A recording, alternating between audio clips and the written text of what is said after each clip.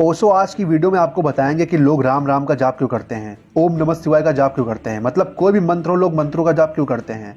तो वीडियो को पूरा देखना। स्वामी राम राम राम जपते रहते थे।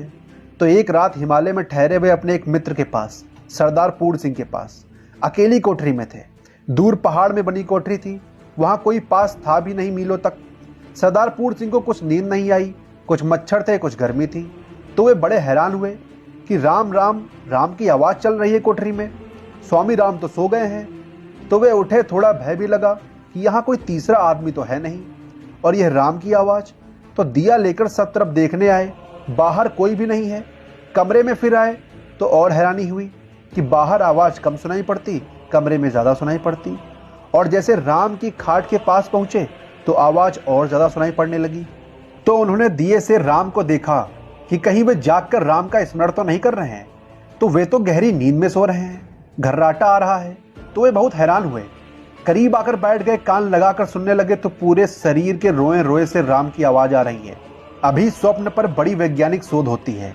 तो वैज्ञानिक कहते हैं कि रात में हर आदमी, साधारण स्वस्थ आदमी, कम से कम 8 सपने देखता है और एक सपने का अंतराल करीब करीब 15 मिनट का होता है।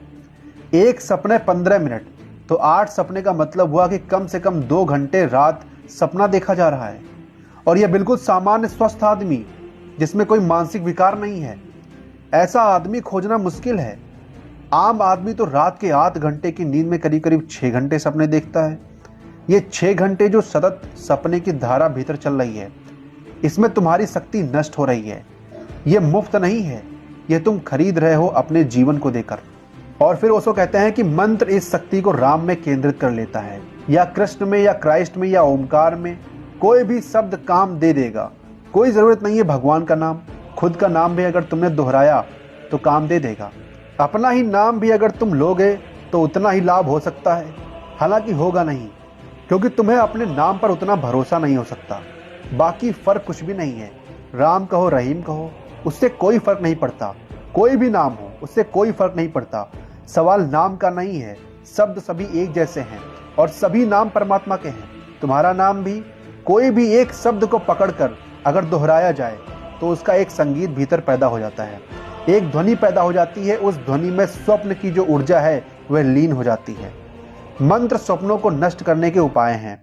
उनसे कोई परमात्मा को नहीं पाता, लेकिन स्वप्न को नष्ट करना परमात्मा को पाने की मार्ग पर बड़ा कदम है। मंत्र एक प्रक्रिया है, एक विधि है, एक औजार है, एक हथौड़ी है, जिससे हम सपनों को चकनाचूर कर देते हैं। स्वप्न क्या है? विकल्प है। और मंत्र क्या है? मंत्र संकल्प है। वह भी विकल्प का ही एक रूप है, लेकिन स्वप्न बदलते हुए हैं, क्षणभंगुर हैं। मंत्र सतत है और एक ही है। धीरे धीरे सभी स्वप्नों की ऊर्जा मंत्र में लीन हो जाती है। और जिस दिन रात्रि में नींद में भी स्वप्न ना आए, मंत्र चलने लगे, तुम समझना कि तुमने स्वप्न पर विजय पा ली। तुम समझना कि तुम्हारा सपना टूटा, सत्य शुरू हुआ। उसके बाद सुसुप्ति में प्रवेश हो जाता है। अब बहुत सारे लोग ये पूछेंगे कि सुसुप्ति क्या होती है। तो देखो, जागृत, स्वप्न और सुसुप्ति, ये 3 अवस्थाएं होती हैं। अगर इन सब से हम लोग ऊपर उठ जाएं, इन सबको पार कर जाएं, तो फिर हमें तुर्य अवस्था का भी ज्ञान हो जाता है। तुर्य अवस्था एक ऐसी अवस्था होती है जहाँ पे हमें बुद्धत्व उपलब्ध होता है, जहाँ पे हम माया से मुक्त हो जाते हैं।